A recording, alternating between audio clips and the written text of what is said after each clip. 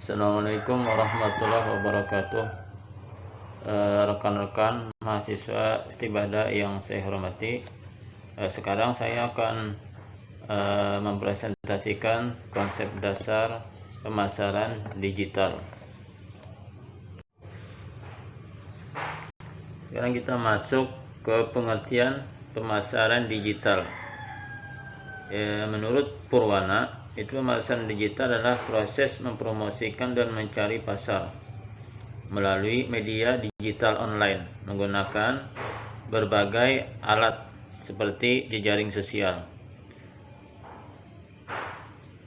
HubSpot menyebutkan bahwa digital marketing adalah bentuk dari marketing yang berlangsung secara online yang diakses melalui perangkat elektronik atau internet untuk menghubungkan bisnis yang potensial dengan konsumennya.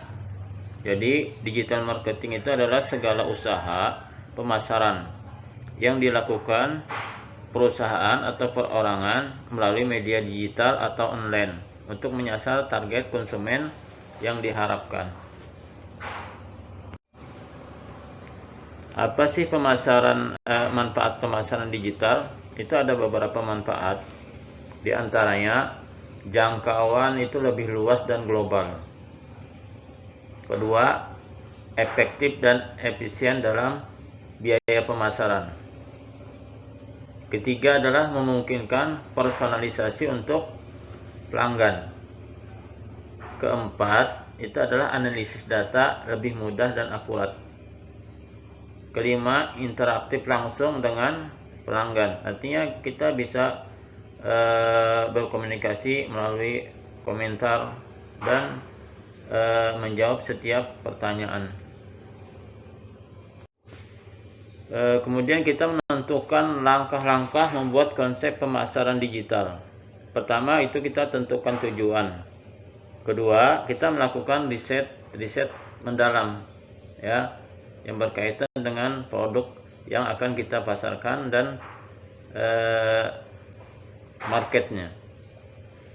Ketiga, kumpulkan data, artinya mengumpulkan data dan audiens yang ingin ditarget.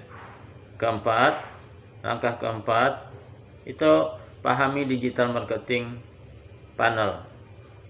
Kelima, membuat konten plan, perencanaannya. Keenam, melakukan analisis dan evaluasi. Apa kelebihan dan kekurangan digital marketing? Ini menurut marketer, kelebihan dan kekurangan menggunakan pemasaran digital. Pertama, kelebihan itu dapat terhubung dengan konsumen melalui internet. Kedua, itu memperoleh pendapatan penjualan yang tinggi karena keterbatasan ruang, biaya yang dikeluarkan juga lebih efisien. Ketiga, hubungan penjualan pelanggan di mana saja dan kapan saja. Keempat, pemasaran digital memungkinkan vendor untuk memberikan layanan real time melalui perangkat seluler.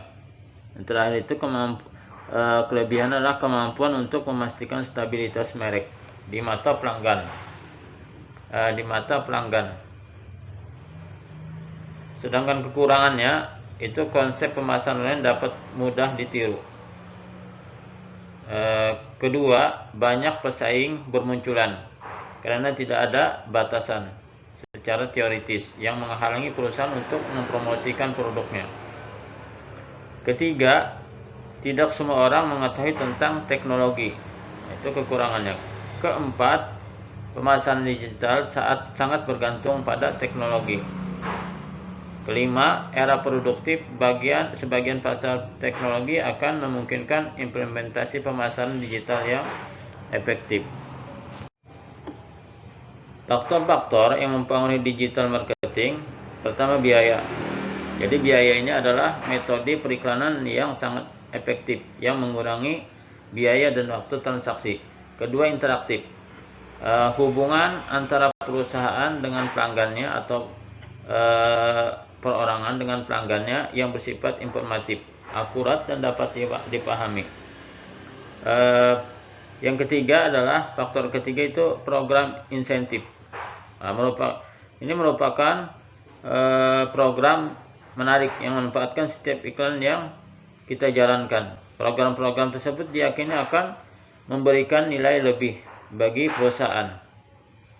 Yang keempat itu adalah desain situs.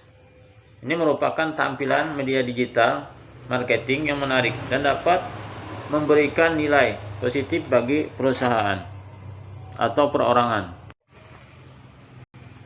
Strategi pemasaran bisnis digital. Itu pertama kita mengoptimalkan mesin pencari. Di media sosial itu ada mesin pencarinya. Kedua, pemasaran afiliasi dan kemitraan strategis.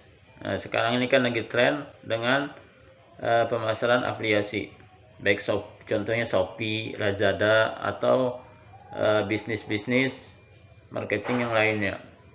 Ketiga adalah humas online. Keempat, pemasaran konten. Kelima, jejaring menggunakan jejaring sosial. Keenam, pemasaran email menggunakan email. Ketujuh adalah manajemen hubungan pelanggan.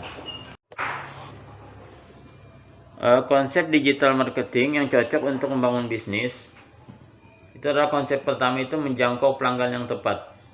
Kedua, memahami kebutuhan pelanggan. Ketiga, buatlah ads-nya yang menarik. Keempat adalah ukuran hasil metrik.